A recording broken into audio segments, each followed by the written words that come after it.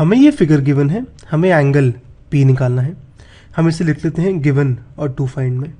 अब angle P निकालने के लिए मैं इन दोनों ट्रायंगल्स में नोटिस करूं, मेरे को यहाँ पे तीनों साइड्स गिवन है, इस ट्रायंगल की भी और इस ट्रायंगल की भी। तो मैं यहाँ पे साइड्स का रेशियो निकालता हूँ और फिर आगे देखता हूँ कि क्या होगा। एक बात यहाँ नोटिस करने वाली है, मैं यहाँ पे AC और RQ का रेशियो नहीं निकालूंगा, क्योंकि वो आएगा 3√3 डिवाइड बाय 7.6, वो कुछ अजीब सा आएगा। अगर मैं AC और RP का रेशियो निकालूं, यानी 3√3 डिवाइड बाय 6√3, तो वो आएगा 1/2। ऐसे ही अगर मैं AB और RQ का रेशियो निकालूं, तो वो आएगा 3.8 बाय 7.6, यानी 1/2। ऐसे ही BC और QP का रेशियो निकालूं, तो ये आएगा 6/12, यानी 1/2। यानी यहाँ पे मेरी साइड्स का रेशियो सेम आ रहा है, तो ये मेरे जो ट्रायंगल्स हैं वो सिमिलर होंगे। लेकिन ध्यान देने वाली बात ये है कि साइड्स की जो हम नंबरिंग कर रहे हैं, AC ले रहा हूँ या CA ले रहा हूँ, वो ध्यान देने वाला है। देखते हैं हम इसे।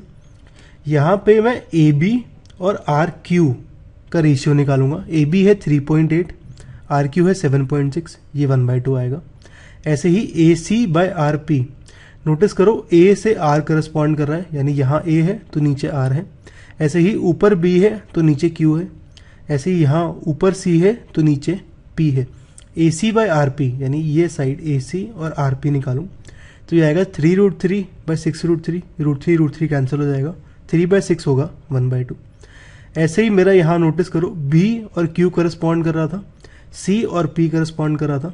यानी अगर मैं ऊपर BC लिखूंगा तो B के नीचे Q आएगा, C के नीचे P, तो BC बाई QP लिखूंगा मैं। BC बाई QP आएगा मेरा 6/12, यानी 1/2। यानी मेरे साइड्स का रेशियो यहाँ पे सेम आ रहा है। अगर यहाँ पे साइड्स का रेशियो सेम आ रहा है तो मेरे ये दोनों ट्रायंगल्स सिमिलर हैं यूजिंग SSS सिमिलैरिटी कंडीशन। अब यहाँ पे ट्रायंगल्स का नाम हम दोबारा नोटिस करें।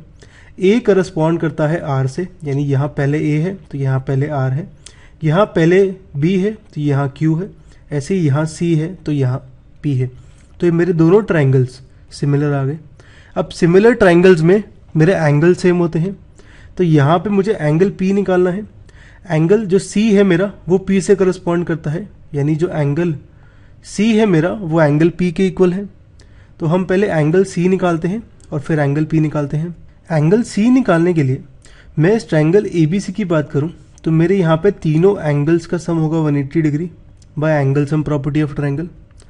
यहाँ पे मुझे दो एंगल्स पता है, एंगल A और एंगल B, इसको पुट कर देते हैं तो ये आएगा 80 + 60 यानी 140 plus angle C equal to 180, यानी एंगल C आएगा 180 माइनस 140 यानी 40 डिग्री। तो मेरा एंगल C 40 डिग्री आ गया। एंगल C और एंगल P इक्वल थे तो एंगल P भी आ गया 40 डिग्री। तो हमें एंगल P रिक्वायर्ड था, वो आ गया हमारा 40 डिग्री।